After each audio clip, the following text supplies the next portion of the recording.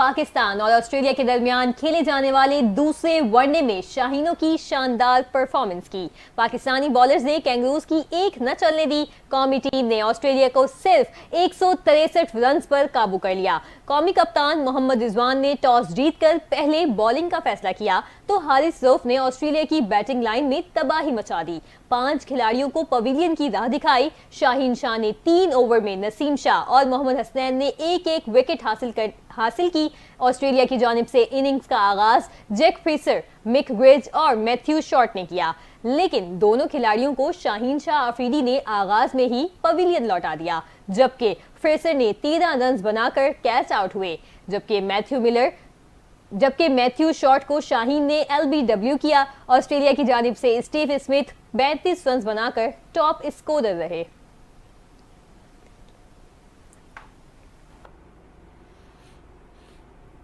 آگے بڑھیں اور آپ کو بتائیں کہ حکومت نے IMF سٹاف مشن کے ساتھ اہم مذاکرات کی تیاریوں کا آغاز کر دیا ہے. حکومت رواں ہفتے کے آخر میں حکمت عملی کو حتمی شکل دینے کے لیے تیار ہو گئی. منی بجٹ کی صورت میں آگے بڑھنے کے لیے 7 تجاویز زیر غور ہیں.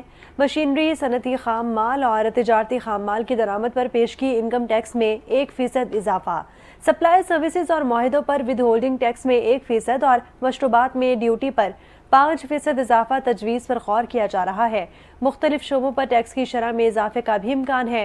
حکومت آئندہ ہفتے کے آخر میں IMF سٹاف مشن کے سربراہ نیتن پورٹر کی قیادت میں ہونے والے مذاکرات کے لیے اپنی حکمت عملی کو مستحکم کرنے جا رہی ہے. IMF مشن 11 نومبر سے 15 نومبر تک پاکستان کا دورہ کرے گا.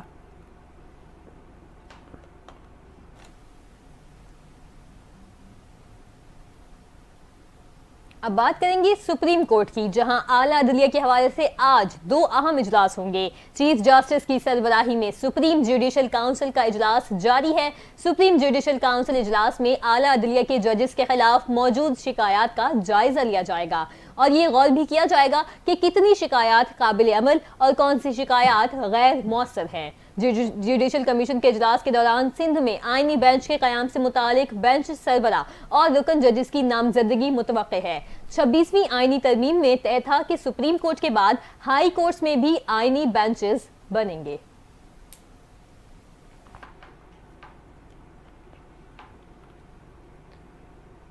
اور اب بات کریں گے اسموگ کی پھیلتی صورتحال کی. لاہور ہائی کورٹ میں اسموگ کے تدارک کے لیے صوبے بھر میں مارکیٹیں رات 8 بجے بند کرنے کا حکم دیا گیا ہے.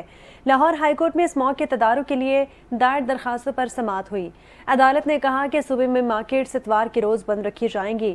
عدالت نے کہا کہ گاڑیوں کے موٹر وے اور رنگ روڈ پر داخلے پر پابندی عائد کی جائے. ٹرک اور ٹریلر کی شہر میں داخلے پر بھی پابندی عائد ہونی چاہیے. عدالت نے حکم دیا کہ ٹرک اور ٹریلر اسموگ اور ماحولیاتی آلودگی کا بڑا سبب ہیں. پولیس اہلکار ہیوی ٹریفک کنٹرول کرنے کے لیے تعینات کیے جائیں. ہر سماعت پر حکومت کو اسموگ کنٹرول کے لیے اقدامات کا کہتے رہے ہیں. عدالت نے کہا کہ اصل آلودگی کا باعث ہیوی ٹریفک کا دھواں چھوڑنا ہے. بسوں کو 50 ہزار روپے جرمانہ کریں تو کیسے ٹھیک نہیں ہوں گے؟ فٹنس سرٹیفکیٹ کے بغیر گاڑی سڑک پر گاڑی کیسے جا سکتی ہے؟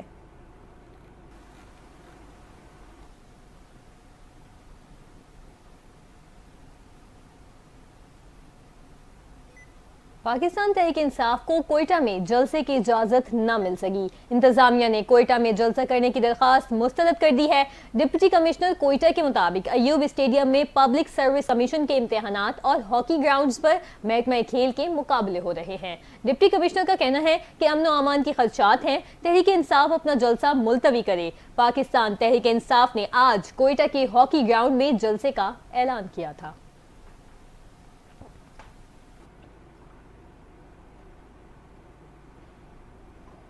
جو ہمارے ساتھ ہو رہا ہے ہم اقتدار میں آ کر ایسا نہیں کریں گے. تحریک انصاف کے رہنما شبلی فراز نے راولپنڈی میں انسداد دہشت گردی عدالت کے باہر میڈیا سے گفتگو کرتے ہوئے کہا، پارلیمنٹ ایک تماشائی چیز بنی ہوئی ہے اور جو حالات ہیں یہ مارشل لاء بھی نہیں دیکھیں گے. لوگ آتے جاتے ہیں لیکن ہمارا نام لے کر قوانین بنائے جا رہے ہیں. آج ہم پر سختیاں ہیں لیکن یہ وقت بھی گزر جائے گا. جو لوگ انفرادی طور پر قانون سازی کر رہے ہیں ہم اس کا حصہ نہیں بنیں گے. شبلی فراز نے کہا کہ اس ملک کی خوشحالی اور ترقی کے لیے ہماری جدوجہد جاری ہے. منی بجٹ لانے کی تیاریاں کی جا رہی ہیں. حکومت امپورٹ ڈیوٹی مزید بڑھانے کی تیاریاں کر رہی ہے. PTI رہنما نے کہا کہ ملک میں کاروبار بالکل نہیں ہے. لوگ ملک چھوڑ کر جا رہی ہیں اور عدم استحکام کی کیفیت ہے۔ غیر ملکی کمپنیز بھی ملک چھوڑ کر جا رہی ہیں۔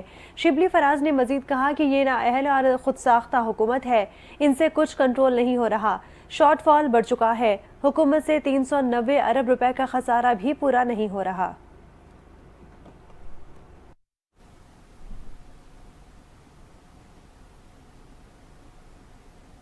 جمعیت علماء اسلام کے رہنما راشد محمود سومرو نے کہا ہے کہ مولانا فضل الرحمان 3 ماہ سے 24 گھنٹے کام میں مصروف رہے ہیں، انہیں آرام کی شدید ضرورت ہے۔ پاکستان میں قانون سازی اور 26ویں آئینی ترمیم کے لیے انہوں نے قابل فخر کردار ادا کیا۔ راشد محمود سومرو نے کہا کہ مولانا فضل الرحمان دوستوں کے شدید اصرار پر لندن میں 10 دن گزارنے پر راضی ہوئے ہیں۔ مولانا فضل الرحمان ان 10 دنوں میں کسی سیاسی سرگرمی میں حصہ نہیں لیں گے۔ لندن میں قیام کے دوران مولانا فضل الرحمان صرف نجی دعوتوں میں شرکت کریں گے۔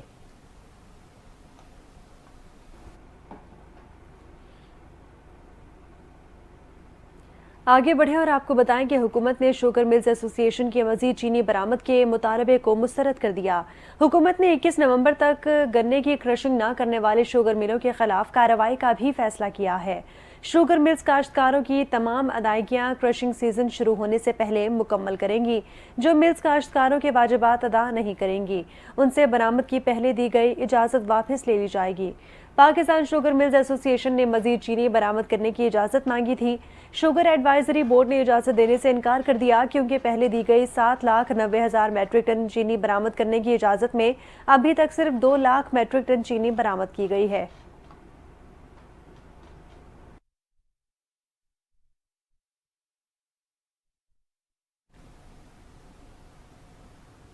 ادھر لاہور اور ملتان سمیت پنجاب کے مختلف شہروں میں اسموگ کی شدت برقرار ہے۔ لاہور آج بھی دنیا کے آلودہ ترین شہروں میں پہلے نمبر پر ہے۔ لاہور میں پرٹیکولیٹ میٹرز کی تعداد 860 ریکارڈ کی گئی۔ اسموگ کے اثرات موٹر ویز پر بھی پڑنے لگے۔ M2 اور M3 پر حد نگاہ کم ہو گئی۔ لاہور میں اسموگ کے دوران اسکولوں میں تمام سرگرمیاں معطل کر دی گئی ہیں۔ اساتذہ بھی گھروں سے آن لائن کام کر رہے ہیں۔ اسکولوں میں ٹیچرز اور والدین کی میٹنگز ہوئیں جن میں اسپورٹس تفریحی دورے نہ کرنے کا فیصلہ کیا گیا۔ ملتان میں اسموگ اس وقت ایک خطرناک صورتحال اختیار کر چکا ہے اور شہر کے کئی علاقے اس وقت شدید اسموگ کی لپیٹ میں ہیں۔ فنڈز کی کمی یا وسائل کا نہ ہونا کراچی کے مختلف مقامات پر سڑکیں زبوحالی کا شکار ہیں۔ اس وقت ہمارے نمائندے برہان موجود ہیں UC8 جنا ٹاؤن کے چیئرمین جنید مکاتی کے ساتھ۔ جی برہان، آگاہ کیجیے گا اس حوالے سے۔ جی، ہمارے ساتھ موجود ہے سابق پارلیمانی لیڈر جماعت اسلامی کراچی اور UC8 جنا ٹاؤن کے چیئرمین جناب جنید مکاتی صاحب۔ جی سر، سب سے پہلا سوال یہ بنتا ہے کہ یہ جو روڈز نہیں بنتی، اس کی بنیادی وجہ کیا ہے؟ اس کی بنیادی وجہ کہ فنڈز نہیں ملنا ہے یا پھر حکومت کے اوپر الزام تراشی کرنا ہے؟ دیکھیں، UC جو ہوتی ہے نا، اس کے پاس بہت محدود وسائل ہوتے ہیں۔ KMC کا جیسے 27 ارب روپے کا بجٹ ہے، اس میں سے تقریباً 6 ارب روپے جو ہے وہ اس کا ڈیولپمنٹ کا بجٹ ہے۔ اب KMC کو یہ چاہیے کہ جو ڈیولپمنٹ کا بجٹ ہے وہ تمام UCوں میں برابر تقسیم کرے۔ اور ٹھیک ہے، اور جو کچرے کا ایک بہت بڑا مسئلہ ہے کہ بھائی ہمارے محلوں سے ہمیں یا ہمارے گھر کے باہر سے کچرا اٹھوانا ہوتا ہے تو وہ کچرے بھی جو ہے وہ ایک لمبے عرصے دراز تک ایسے ہی پڑے رہتے ہیں۔ اس کی وجہ کیا بنتی ہے؟ سندھ گورنمنٹ نے نوکریاں بیچنے کے لیے جو معاہدہ ہے، وہ معاہدہ یہ ہے کہ وہ ڈور ٹو ڈور ہر گھر سے کچرا اٹھائیں گے، ہر گھر کو 30 شاپنگ بیگ دیں گے ہر مہینے۔ DIG اسلام آباد سید علی رضا اور SP ویمن تھانہ میں کھلی کچہری میں خواتین کی بڑی تعداد نے شرکت کی۔ مزید تفصیلات جانتے ہیں عبدال وقیب عباسی سے اس رپورٹ میں۔ DIG اسلام آباد سید علی رضا اور SP سوانپری گلترین کی ویمن تھانہ میں کھلی کچہری میں شرکت، جس میں خواتین کی بڑی تعداد نے شرکت کی۔ خواتین نے اپنے مسائل افسران کے سامنے رکھے۔ DIG اور SP سوان نے خواتین کے مسائل سنے اور فوری حل کے لیے احکامات جاری کیے۔ یاد رہے کہ خواتین کے مسائل کے حل کے لیے تھانہ ویمن میں آن لائن پولیس اسٹیشن قائم کیے گئے ہیں۔ خواتین آن لائن بھی 1815 پر بھی اپنے مسائل بیان کر سکتی ہیں۔ اسی طرح IGP شکایات سیل 1715 پر بھی اپنی شکایات اور مسائل درج کروائے جا سکتے ہیں۔ اسلام آباد پولیس مختلف فورمز کے ذریعے عام شہریوں تک پہنچ کر ان کے مسائل حل کرنے کے لیے پرعزم ہے۔ IG اسلام آباد سید علی ناصر رضوی نے ضلع بھر میں کھلی کچہریوں کا انعقاد کے احکامات جاری کر دیے ہیں۔ تمام زونل ایس پیز اپنے اپنے زونز میں کھلی کچہریاں لگائیں گے۔ اسلام آباد کو کوئی بھی شہری ان کھلی کچہریوں میں کھل کر اپنے مسائل بیان کر سکتا ہے۔ اسلام آباد پولیس کی اس عوامی رابطہ مہم کا مقصد شہریوں کے مسائل ان کی دلیل پر حل کرنا ہے۔ کیمرہ مین عمران شاہ کے ساتھ عبدال رقیب عباسی، NTN نیوز، اسلام آباد۔ بین الاقوامی منظرنامے سے خبر ہے کہ بھارت کے وزیر اعظم نریندر مودی کا کہنا ہے دنیا کی کوئی طاقت آرٹیکل 370 دوبارہ نہیں لا سکتی۔ مقبوضہ کشمیر کی نئی اسمبلی کے اجلاس میں اراکین نے مطالبہ کیا تھا کہ علاقے کا خصوصی درجہ بحال کیا جائے۔ اگست 2019 میں بھارتی سرکار نے یک طرفہ اقدام سے مقبوضہ کشمیر کی حیثیت بدل دی تھی۔ نیشنل کانفرنس اور کانگریس اتحاد نے قرارداد منظور کر کے نئی دہلی سے مطالبہ کیا کہ مقبوضہ کشمیر کی حیثیت بحال کی جائے۔ BJP اراکین اسمبلی نے PDP کی جانب سے پیش قرارداد کی کاپیاں چھیننے کی کوشش کی۔ سارجنٹ آف آرمز نے ہنگامہ رائے کرنے والوں BJP اراکین کو باہر نکال دیا اور بھارت کے سپریم کورٹ کی سبکدوش ہونے والے چیف جسٹس نے بھی آرٹیکل 370 منسوخ ہونے کی توثیق کی تھی، مگر ریاستی انتخابات کرانے کا بھی حکم دیا تھا۔ صدارتی انتخابات میں ڈیموکریٹس کی شکست کے بعد امریکی صدر جو بائیڈن نے وائٹ ہاؤس میں مختصر خطاب میں کہا کہ جمہوریت میں عوامی رائے کو تسلیم کیا جاتا ہے، 20 جنوری کو اقتدار کی منتقلی پر پرامن طریقے سے کریں گے۔ صدر بائیڈن نے وائٹ ہاؤس چھوڑنے سے پہلے مزید قانون سازی کرنے کا اشارہ دیتے ہوئے کہا کہ ان کے پاس 74 دن ابھی باقی ہیں اور ہر دن اہمیت رکھتا ہے۔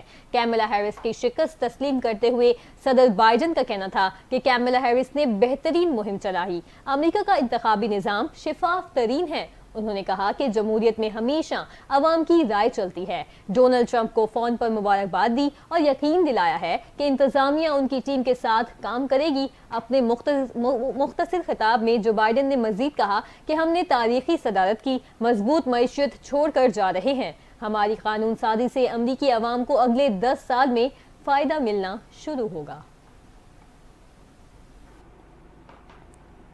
اقوام متحدہ کی جنرل اسمبلی کی پہلی کمیٹی نے پاکستان کی جانب سے پیش کی گئی 4 اہم قراردادیں بھارتی اکثریت سے منظور کر لی ہیں، بھاری اکثریت سے منظور کی گئی ہیں۔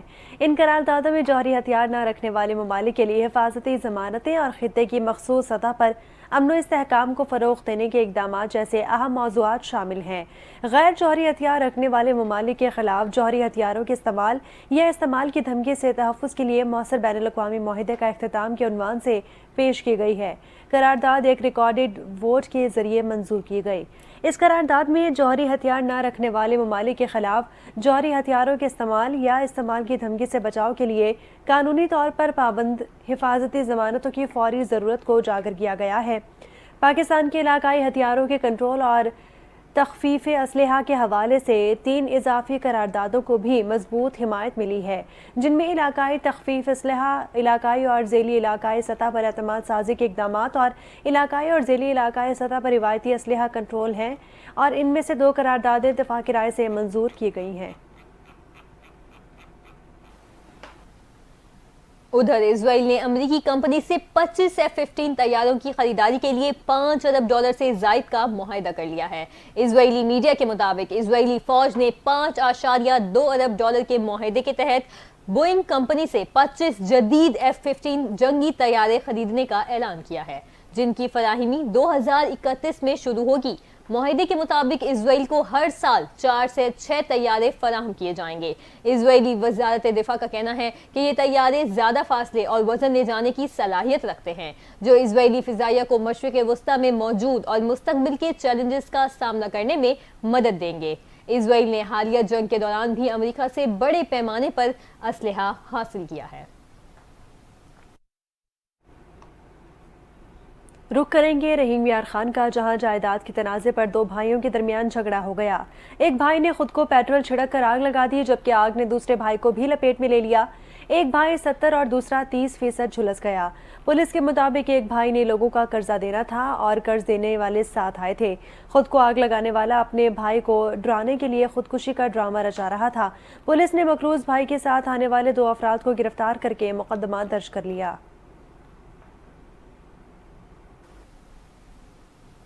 अब आपको बताएं कि जेसन ग्लेस्वी ने पाकिस्तान क्रिकेट टीम के व्हाइट फॉर्मेट में कोचिंग संभालने में अदम दिलचस्पी जाहिर कर दी है। ऑस्ट्रेलियाई मीडिया से गुफ्तगू के दौरान कोचिंग के मामले पर बात करते हुए जेसन ग्लेस्वी ने कहा, व्हाइट बॉल फॉर्मेट में सिर्फ उबूरी कोचिंग की जिम्मेदारी संभाली है। अभी इस वक्त व्हाइट बॉल फॉर्मेट में मुस्तकिल कोचिंग करने का ख्वाहिशमंद नहीं हूँ। जेसन ग्लेस्पी ने कहा कि मैंने कोचिंग के लिए अपना नाम नहीं दिया। पाकिस्तान क्रिकेट में सिर्फ रेड बॉल की कोचिंग करने का मकसद यही था कि मैं अपनी फैमिली के साथ वक्त गुजार सकूं।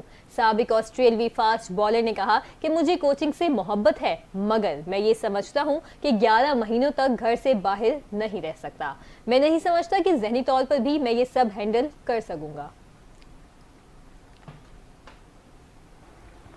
अफगानिस्तान क्रिकेट टीम के ऑलराउंडर मोहम्मद नबी ने वनडे क्रिकेट से रिटायरमेंट लेने का फैसला कर लिया। अफगान क्रिकेट बोर्ड के चीफ एग्जीक्यूटिव नसीब खान ने कहा कि मोहम्मद नबी चैंपियंस ट्रॉफी के बाद वनडे क्रिकेट से रिटायरमेंट लेंगे। अपनी रिटायरमेंट के हवाले से मोहम्मद नबी ने क्रिकेट बोर्ड को आगाह कर दिया है। नसीब खान के मुताबिक कई महीने कबल मोहम्मद नबी ने अपनी रिटायरमेंट के हवाले से बात की थी। उन्होंने कहा था कि वो चैंपियंस ट्रॉफी के बाद वनडे क्रिकेट को खैरबाद कह देंगे। उन्होंने